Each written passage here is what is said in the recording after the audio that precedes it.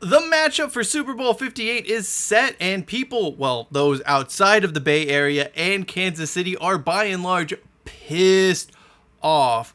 Look, I understand why everyone outside of those areas was hopeful for a showdown in the big game between the Baltimore Ravens and Detroit Lions. That potential whimsical matchup, though, it's really not as whimsical as it was made out to be. The Baltimore Ravens, they were the #1 seed in the AFC. They've recently won a Super Bowl. This isn't some plucky upstart we're talking about. And as for the Detroit Lions, a great story, a great season, a fun team to watch, no doubt. Also, though, it's a good team in what has been a very, very mediocre conference from top to bottom. So here we are with the Super Bowl matchup that no one seemingly seems to want, but we all deserve. On one side, you have the most boring version of the Kansas City Chiefs in the Andy Reid era. A team that spent the entire season annoying fantasy football managers with their offensive underperformance and were seemingly overexposed by a tight end's preference in partners. The next 2 weeks are going to be insufferable, let's face it, because we're going to hear non-stop comparisons between Patrick Mahomes and Tom Brady, two different players doing two different things, endless rabble about how the Chiefs overcame adversity. This is the defending Super Bowl champions we're talking about. And well, I won't say it, but we all know who, and that individual has absolutely nothing to do with football, the NFL, or the Super Bowl. And then we have the San Francisco 49ers. For what feels like all season, we have heard Brock Purdy isn't good enough. He can't do this. He can't do that. And now everyone's just going to pretend like that never happened. Those words were never uttered. When, in fact, at halftime of the NFC Championship game, you could have probably heard Skip Bayless and Stephen A. Smith, all those football talking heads, licking their chops in anticipation for the Monday eulogies of Brock Purdy's career. Then the second half does happen, Brock Purdy plays well, Niners win, and those eulogies are saved as a draft on those talking heads computers to be used at another date when Purdy, of course, doesn't live up to expectations or some other nonsense. Despite how we got here not always being the most convincing route, it's hard to argue that the Chiefs and 49ers aren't the two most deserving teams to be in the Super Bowl.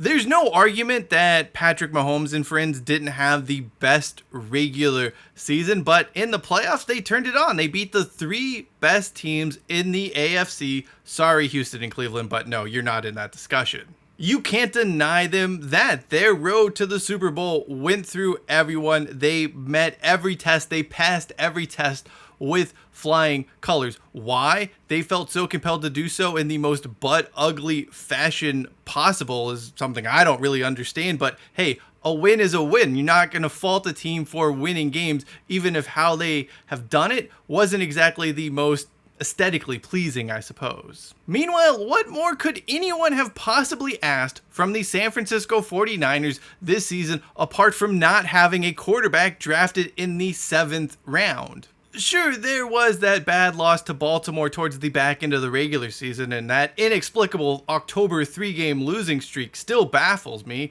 but by and large, they were the best team in the NFC and one of the best teams in the NFL. That is not something I take a lot of pleasure in saying, but it's also the truth. The San Francisco 49ers were extremely good in 2023, and while their playoff run was wildly inconsistent, especially in first half of games, they beat the teams they were supposed to beat to be in the Super Bowl. It's the two best teams. It's the two most deserving teams. It's one of the better possible matchups out of the entire playoff field we could have gotten in 2023. But people do not want to hear that. No, what they would prefer to do is complain about this, what they consider to be a boring matchup, or I don't even understand the justification. You'll hear stuff like, well, the NFL was rigged to give us this matchup, or Dan Campbell should have kicked the field goal despite the fact that's not who he is as an NFL head coach. And of course, Roger Goodell, he wanted these teams playing in the game. Come on. If the NFL was really rigged, the Cowboys would have made it to the Super Bowl. Dan Campbell, again, always goes for it. That's his MO as a coach. And Roger Goodell really doesn't care that much about who is in the Super Bowl because his checks cash from all of the owners, not one or two.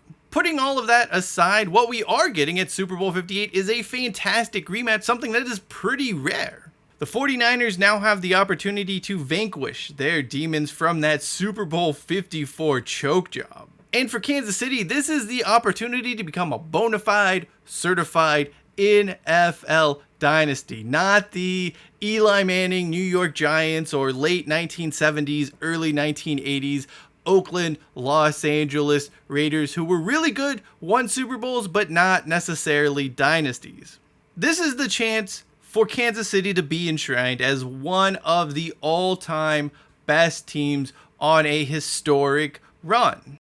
And they get to do so at the expense of one of the NFL's legacy franchises, a franchise that has been the standard bearer for professional football greatness over the years. It doesn't get any better than that. Speaking of the 49ers, there is no doubt that this Super Bowl is the end of the road for them in one form or the other. They are old, have some serious salary cap constraints, and are going to need to start paying Brock Purdy unless they move on from them, which does seem pretty wild, but is also well within the realm of possibility depending on how the Super Bowl goes and how next season plays out. There were a lot of fans who were kind of ready to wash their hands of Purdy a few weeks ago, so I don't know if the future involves paying him $36 million some odd dollars a season or not. Regardless of what the team does at the quarterback position, there can be no denying San Francisco is going to look a lot different in the years to come as players start leaving, either through retirement or free agency, and they sort of have to retool on the fly. This game, this Super Bowl, is kind of that last run for the current group of San Francisco 49ers. What I find most fascinating about this matchup between the Chiefs and 49ers in the Super Bowl is that you still have players and you still have coaches from both teams who played in that first championship showdown. That's a pretty big rarity in the NFL where rosters turn over like hotcakes. This adds a very crucial element to everything. It isn't two logo helmets going up against one another. There are real stories, a real narrative going into this rematch. In an era where everyone wants to manufacture narratives and stories, actually having one that's real, well, it's quite the refreshing change. Look, Super Bowl 58 is the rematch no one wants, but it is definitely the game we all deserve. You know, sometimes in life, you have to take your medicine. You have to take that spoonful of Robitussin, no matter how painful it is just when it hits your tongue. This game just may be the NFL equivalent of that. The idea, the thought of the 49ers and Chiefs playing each other in the big contest, it may not be palatable, but once you've swallowed it, well, it does make sense. Everyone is going to bitch and complain and stomp their feet about the Chiefs and Niners playing in Super Bowl 58, and so be it. But once the game kicks off, I think we'll all come to see and realize this was the medicine that was best for us. At the end of the day, you know, I'm right there with you. I don't really want to see either of these fan bases get another championship, but as a guy who just loves watching football games, you still got to respect the on-field product and the on-field matchup, and in this case, it's a pretty damn good one. Thank you for watching this video. If you'd like to know more about NFL teams playing in college stadiums, we'll check out the video in the upper right-hand corner of your screen. Until next time, I am Cheyenne Hollis. This is the Touchback. #TakeItOut to the 25.